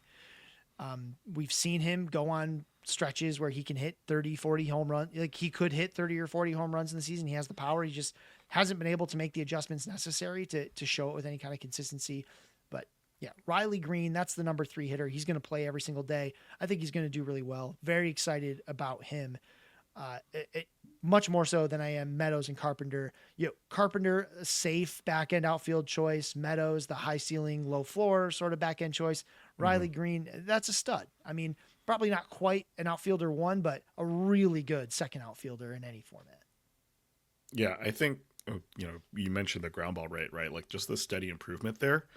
In it coming down from his first season 2022 down to 2024, and then I think the thing is that it responded with a higher fly ball rate, right? It wasn't all just going into line drives or pop ups or things like that. It was like, no, as the ground ball rate went down, the fly ball rate went up, right? Which is, I think that's definitely an improvement that you can see there. Is like it wasn't just kind of luck that the ground balls were ending up somewhere that wasn't productive. Like no, they were becoming more productive fly balls. And then what you mentioned, even with the homer thing, right? Like he has 24, he still has a 479 slug because of those power alleys in Detroit, right? He's able to get extra bases more often than so what some other hitters can do. It is funny though you mentioned the projections because looking on Fangraphs, everything's around 22. Oopsie has him at 25, and I know that's a bit more of an aggressive projection system. I know PLV we've got him at 21, so maybe you have a bone to pick with Kyle on that. But Riley Green for sure is one of those interesting outfielder 2 guys who could be an outfielder 1. I think the speed probably is just going to hold him back from like really getting to that level maybe, but the other stats still look pretty solid. Yeah, he's not going to run that much, especially if they're trying to keep him healthy. I'm looking at my rank. I've got Riley Green at 63, and that's wrong. I've got to move him up because Jordan Westburg I've got him at 56, and it's like, man, I don't know if I want Jordan Westberg over Riley Green. Now, again, being a second base, third base, like I kind of get it why in a vacuum, but there is no vacuum. The vacuum doesn't exist. The moment you have a player on your team, you have a team context. So, yeah, Riley Green, I think he's going to be undervalued in drafts. I mean, I know he's being undervalued in drafts. He missed a fair chunk of games last year and finished as a top 60 hitter because he's real good.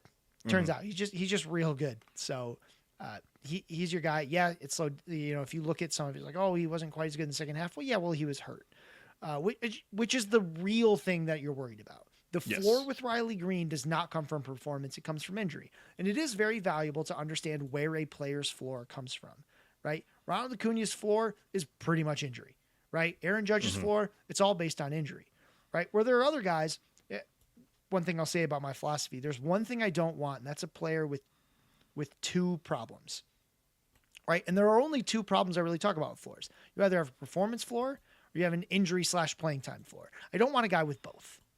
Right? I don't want you to have someone who is a big performance risk. Oh yeah. And also they can't stay healthy. Right? I don't want someone he's a performance risk and also a platoon risk. I don't want that. I'll take one or the other. I can deal with one or the other. I don't want both. Right?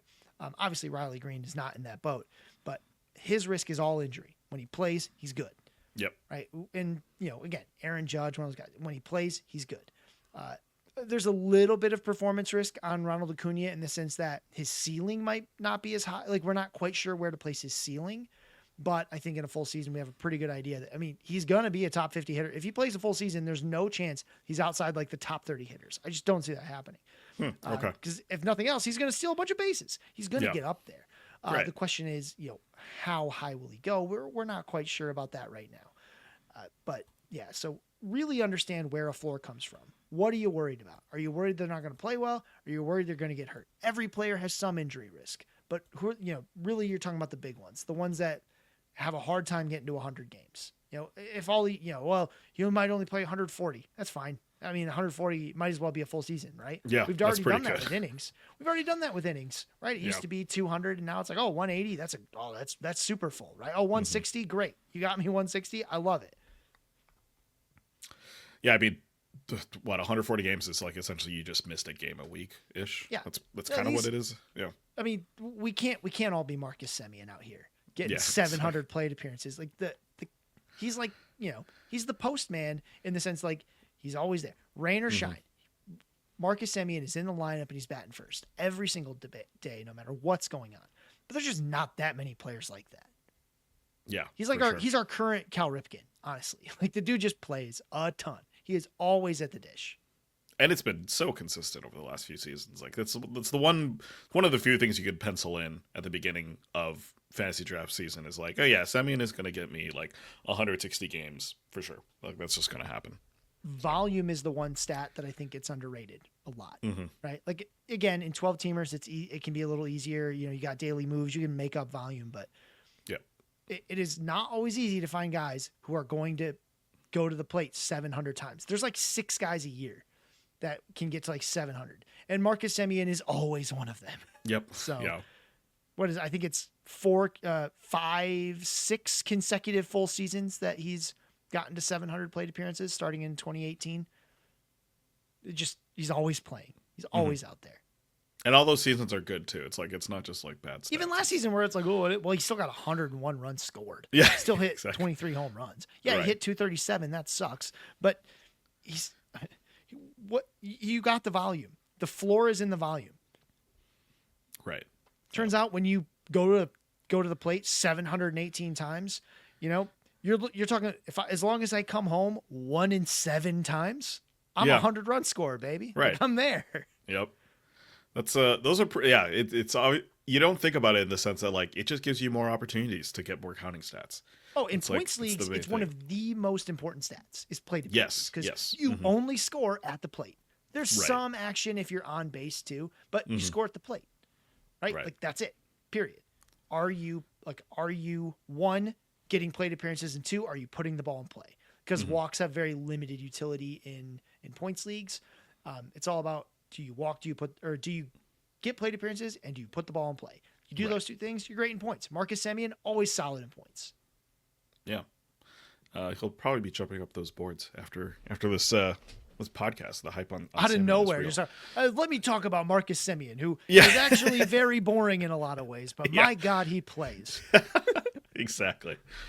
All right. Well, Scott, this has been super fun. Obviously, there's a lot more that we could talk about hitters. So, we're barely scraping the surface here.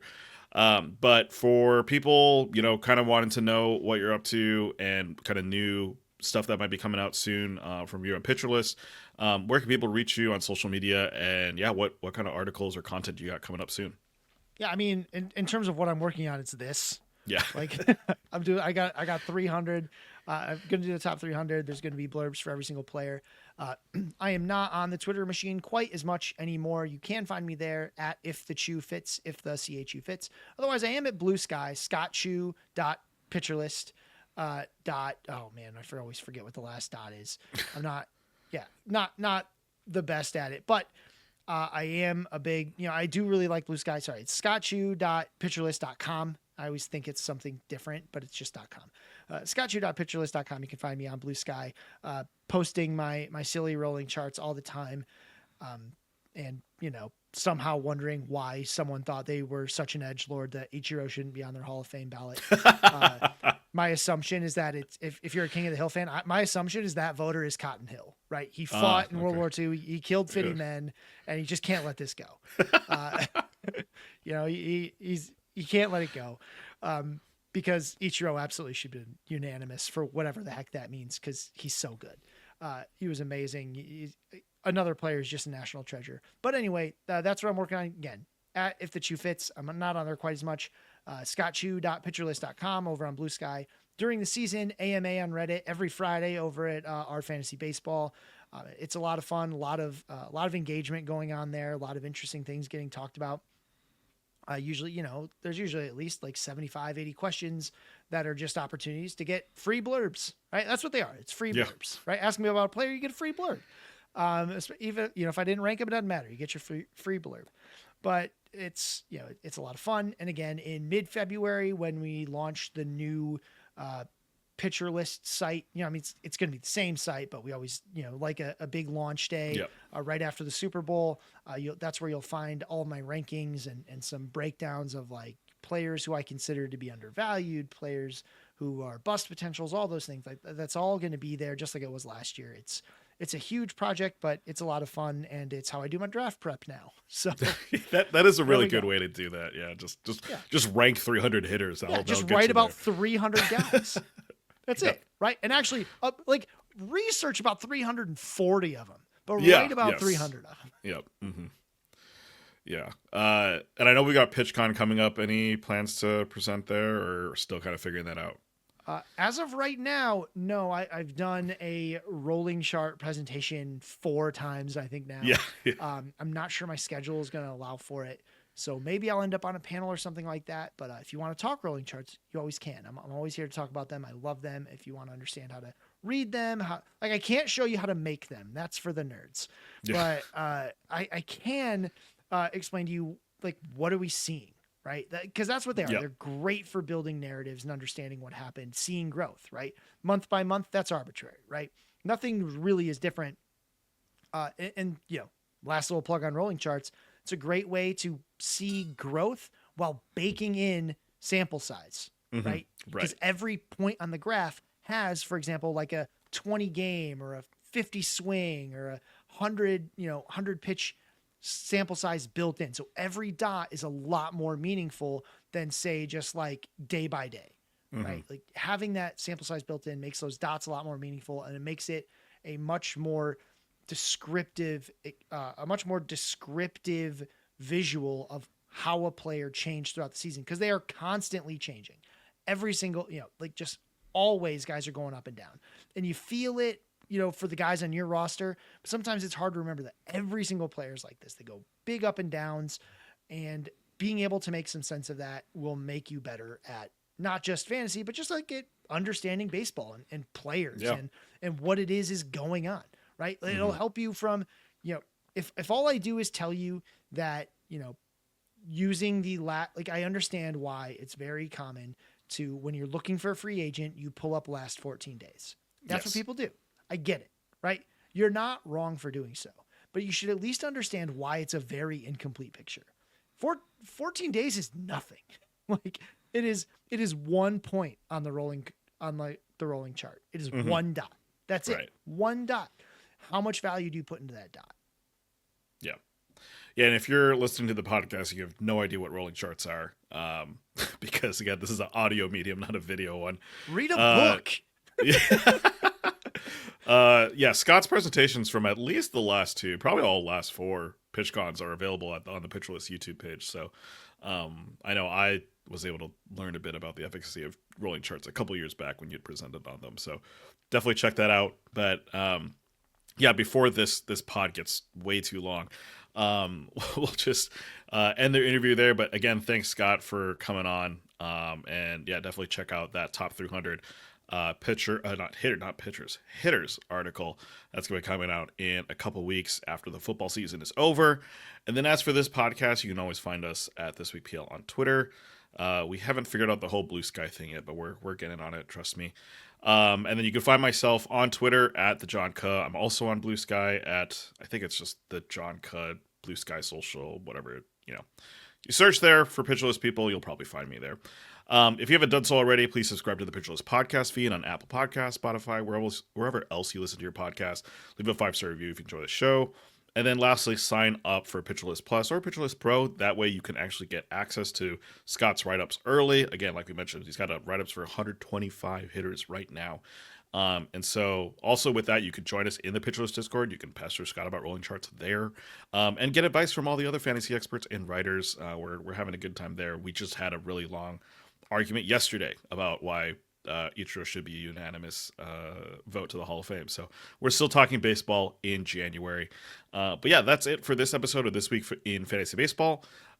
For Scott and for Lee, I'm John, and we'll see you in the next one. Later, everyone.